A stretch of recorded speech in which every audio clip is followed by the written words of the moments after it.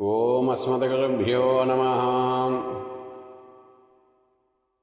సుందరకాండ ముగింపు సందర్భంలో పఠించవలసినటువంటి శ్లోకాలు ఇవి. ఏవమేతద్ పురావృత్తం ఆఖ్యానం భద్రమస్తువః ప్రవ్యాహతశబ్దం బలం విష్ణో ప్రవర్ధతాం. ఏవమేతద్ పురావృత్తం ఆఖ్యానం భద్రమస్తువః ప్రవ్యాహరత విశ్రబ్దం బలం విష్ణోః ప్రవర్ధతాం. లాభస్తేషాం జయస్తేషాం కుతస్తేషాం పరాభవః येषामिन्दीवरस्यामो हृदये सुप्रतिष्ठितः. काले वर्षतु पर्जन्यः पृथिवी सस्यशालिनी. देशोऽयं क्षोभरहितो ब्राह्मणाः सन्तु निर्भयाः. कावेरी वर्धतां काले काले वर्षतु वासवः. श्रीरङ्गनाथो जयतु श्रीरङ्गश्रीत्य वर्धताम्. स्वस्तिः प्रजाभ्यः परिपालयन्तां न्याय्येण मार्गेण महीमहीषाः. गोब्राह्मणेभ्यः शुभमस्तु नित्यं लोकाः समस्ताः सुखिनो भवन्तु. मङ्गलं कौसलेन्द्राय महनीयगुणाब्धये चक्रवर्तितनूजाय सार्वभौमाय मङ्गलम्. वेदवेदान्तवेद्याय मेघश्यामलमूर्तये पुंसा मोहनरूपाय पुण्यश्लोकाय मङ्गलम्. विश्वामित्रान्तरङ्गाय मिथिलानगरीपतेः भाग्यानां परिपाकाय भव्यरूपाय मङ्गलम्.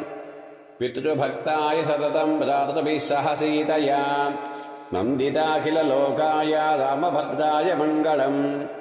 त्यक्तसाकेतवासाय चित्रकूटविहारिणे सेव्याय सर्वयमिनां धीरोदाराय मङ्गलम्. सौमित्रिणा च जानक्या जावबाणासिधारिणे संसेव्याय सदा भक्त्या स्वामिने मम मङ्गलम्.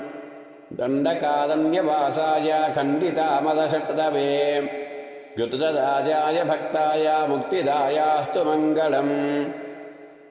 सादरं सबरीदत्तफलमूलाभिलाषिणे सौलभ्यपरिपूर्णाय सत्त्वोद्रिक्ताय मङ्गलम्.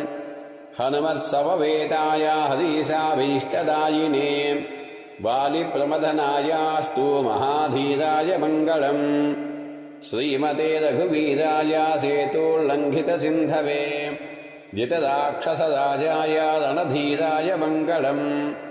आसाद्य नगरीं दिव्यामभिषिक्ताय सीतया राजाधिराजराजाय रामभद्राय मङ्गलम्.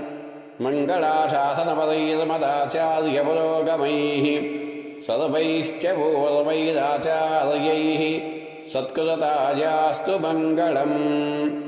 कायेन वाचा मनसेन्द्रियैर्वा बुद्ध्यात्मना वा प्रकृते स्वभावात् करोमि यद्यत् सकलं परस्मै नारायणायेति समर्पयामि. श्रीमन्नारायणायेति समर्पयामि. सर्वं श्रीकृष्णार्पणमस्तु. सर्वं श्री सीतालक्ष्मणहनुमत्समेत रामचन्द्रस्वामी दिव्यचरणारविन्दार्पणमस्तु. स्वस्तिः शुभं भवतु.